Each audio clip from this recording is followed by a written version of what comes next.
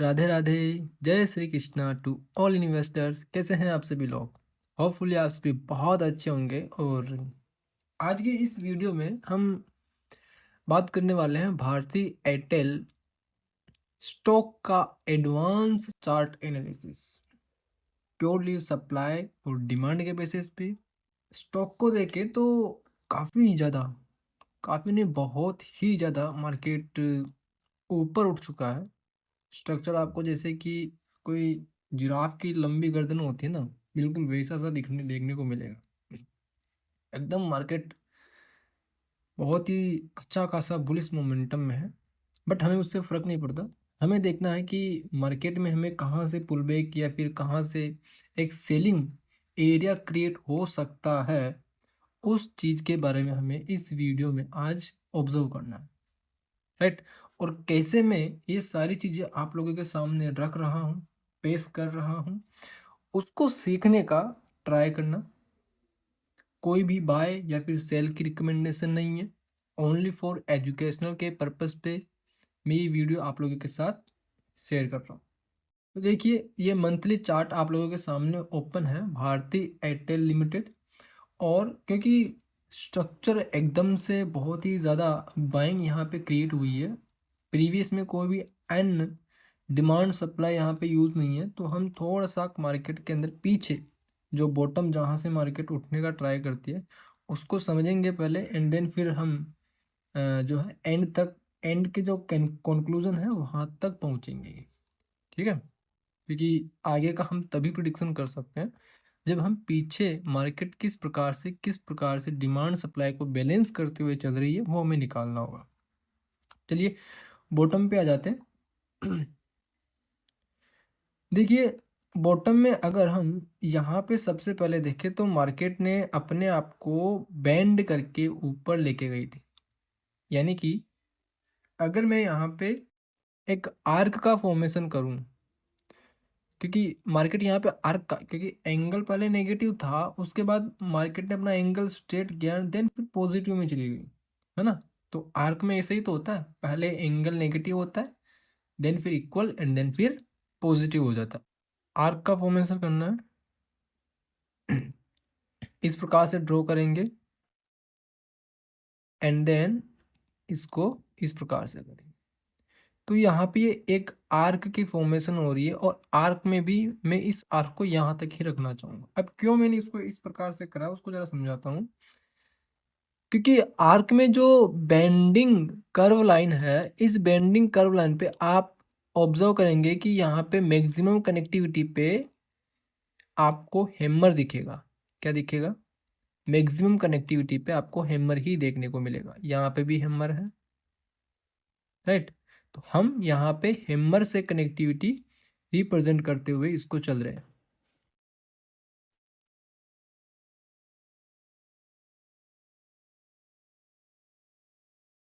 Again,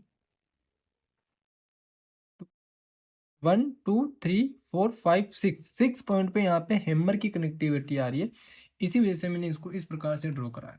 ठीक है, बाकी के जो भी ऊपर की तरफ इस आर्क से ऊपर और इस आर्क के नीचे जितने भी बार प्राइस ने अपने आप को रिएक्ट करवाया वो एक फेक आउट है। यानी कि ऊपर का हिस्सा फेक आउट है और नीचे का जो हिस्सा है वो भी एक फेक आउट की तरह ही हम इसको रिएक्ट करेंगे, राइट। तो चलिए उसके आगे अगर हम देखते हैं तो मार्केट के अंदर जो ट्रेंड लाइन है वो हमारी कहाँ से कहाँ तक बनी। ये एक ट्रेंड लाइन है, हम इसको यूज़ कर सकते हैं एज ए ब्रेकआउट की तरह, है ना।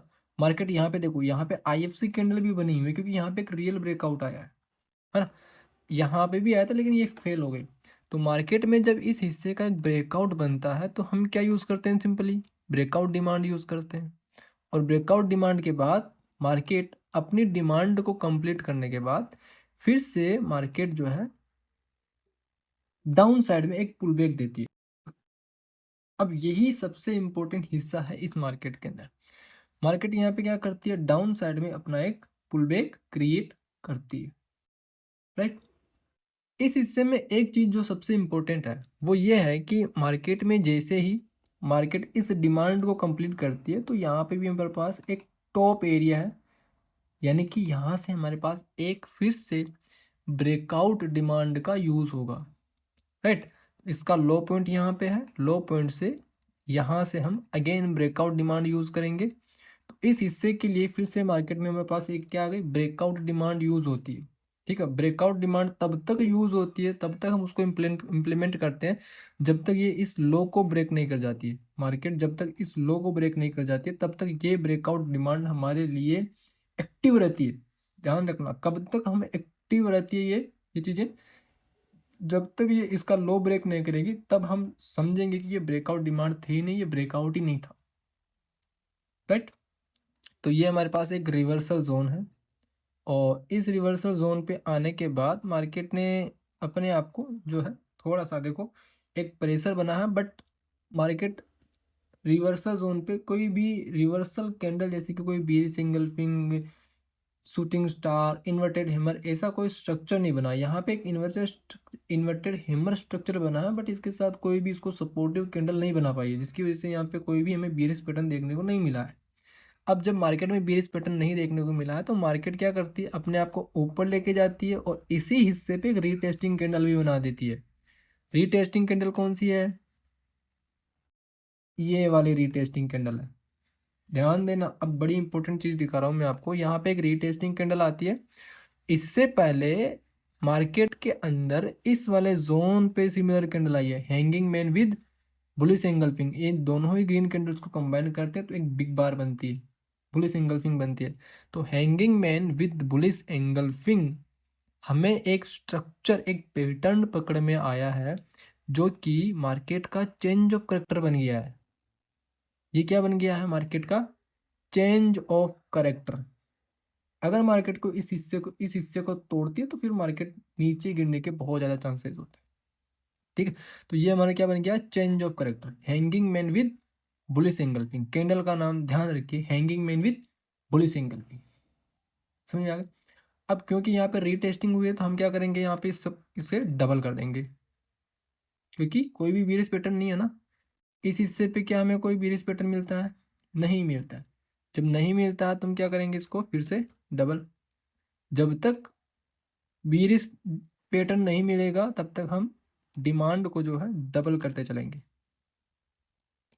इस एरिया पे मिला है, नहीं मिला तो हम क्या करेंगे, इसको सिंपली डबल कर देंगे। लेकिन एक चीज यहाँ पे है कि हैंगिंग मैन के साथ एक बुलिश एंगल्फिंग आई है। जिस प्रकार से मार्केट ने इस हिस्से पे रिएक्ट करा था, बिल्कुल वैसे ही मार्केट ने इस हिस्से पे भी रिएक्ट करा, राइट। तो वो एक रीटेस्टिंग की तरह है, फिर से डबल करनी है। कोई पैटर्न नहीं आया, तो जब तक पैटर्न नहीं आता तब तक चीज़ों को यूज़ करते हुए चलो। फिर से डबल, सेम, कोई पैटर्न आया, नहीं आया। पैटर्न कौन सा ढूंढने अपने को पैटर्न ढूंढना है कोई भी बेरिश पैटर्न। किस जोन पे, जो हमने रिवर्सल जोन लगा रहे हैं उस रिवर्सल जोन पे हमें एक बेरिश पैटर्न चाहिए।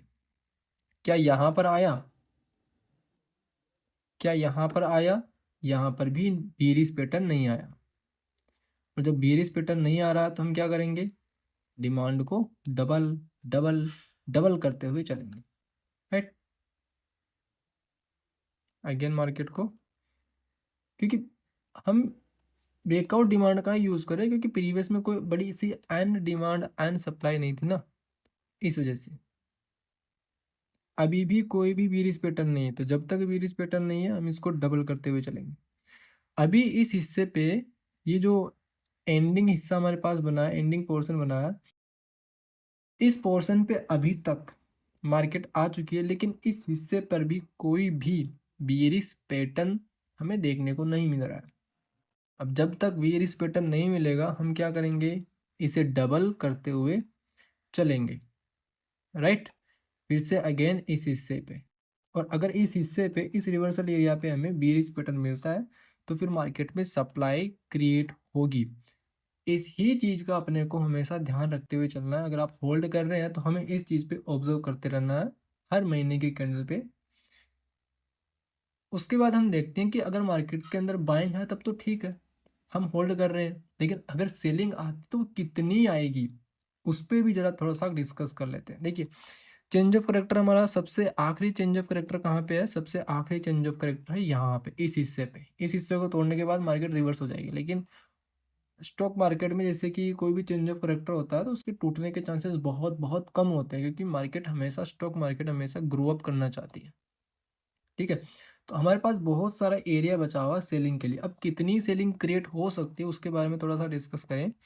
तो जहाँ से हमारा चेंज ऑफ करेक्टर बना है मार्केट के अंदर, हम वहाँ से जितनी भी पुल बैक की सेलिंग्स आ रही है, यानी कि इनसाइडर सेलिंग का हम यूज़ कर सकते हैं। जितनी भी insider candles, insider selling candles है, इन सभी इनसाइडर कैंडल्स की सेलिंग एक साथ हमें देखने को मिल सकती है, एक साथ।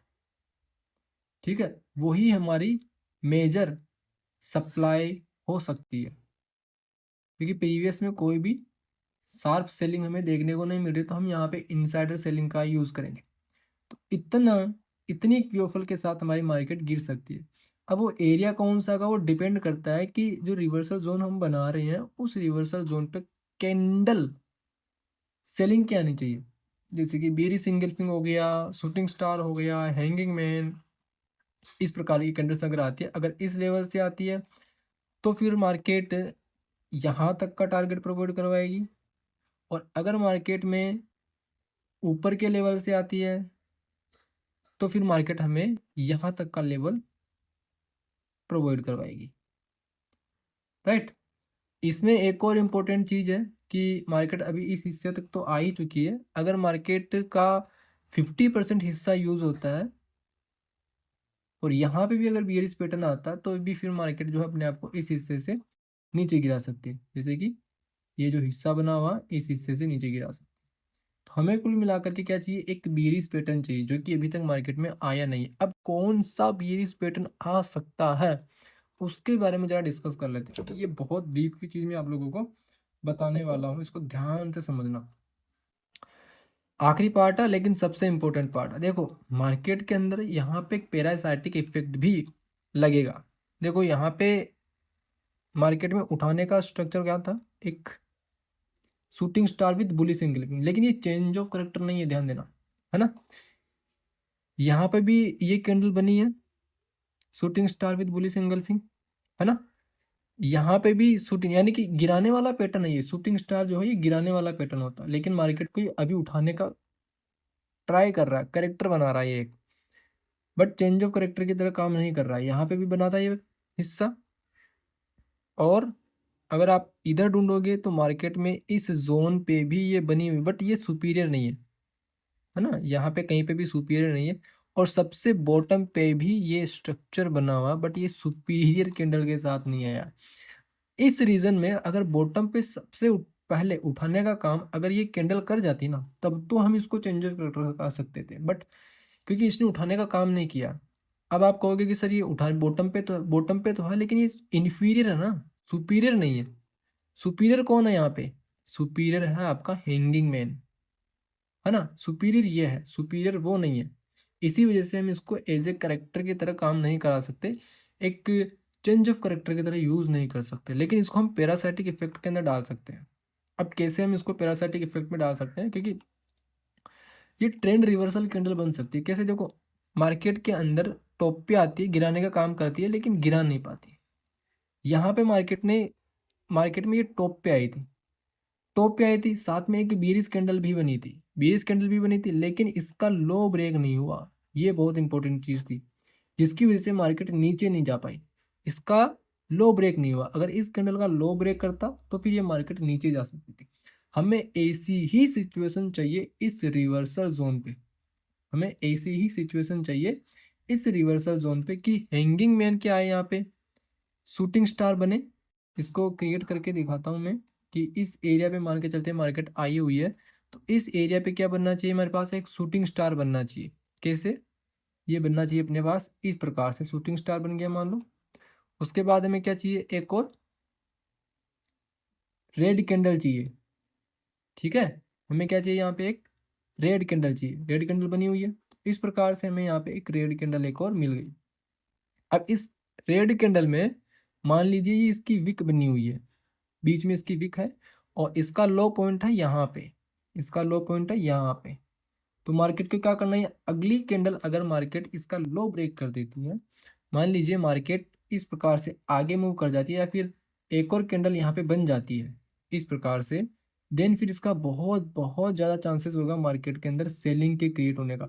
यही सिचुएशन हमें चाहिए इस रिवर्सल जोन पे। अब ये कौन से रिवर्सल जोन पे ये कंडीशन बनेगी वो डिपेंड करता है मार्केट पे कि कितने टाइम में जाकर के वो, अभी मार्केट बुलिश है, इसमें कोई डाउट नहीं, राइट। तो मार्केट के अंदर अगर सेलिंग क्रिएट होती है, किस प्रकार से सेलिंग क्रिएट होनी चाहिए और कहाँ तक की होनी चाहिए, वो लेवल्स मैंने आप लोगों के सामने ड्रॉ कर दिए हैं। सो होपफुली वीडियो आपके डिसीजन को इम्प्रूव और एक्यूरेट बनाने में आपकी हेल्प करेगा। सो मिलेंगे नेक्स्ट वीडियो में, तब तक के लिए thank you so much for watching this video.